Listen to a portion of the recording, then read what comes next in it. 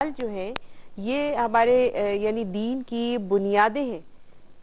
تو اور معاشرہ جس کے اوپر یعنی معاشرے کی عمارت جس کے اوپر استوار کی جاتی ہے تو اس کی بنیادیں جو ہیں یہ حلال چیزوں پر جی ہاں رکھی جاتی ہیں. یہ اللہ کی حدود ہیں.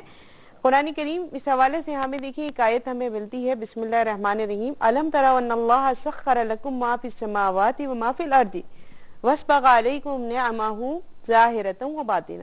اللہ تعالیٰ نے کیا تم نے یہ بات نہیں سوچی کہ اللہ تعالیٰ نے تمہارے لیے جو کچھ آسمانوں میں ہے اور جو کچھ زمین میں ہے وہ سب کچھ مسخر کر دیا ہے. صحیح. اور تم پر اپنی ظاہری اور باطنی تمام نعمتوں کو جو ہے وہ تمام کر دیا ہے. یعنی وہ تمام مکمل طور پر وہ نعمتیں تمہیں عطا کر دی ہیں.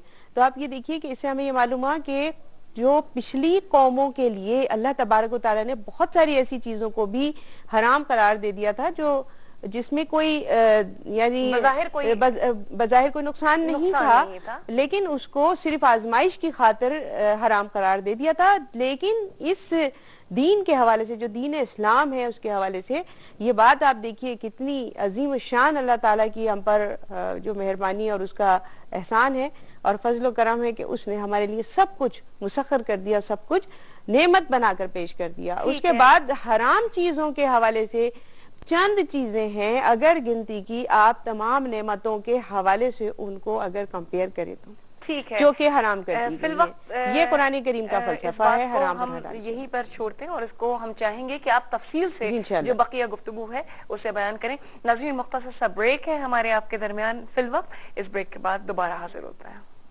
رسول اللہ انظر حالنا یا حبیب اللہ اسمع قالنا ان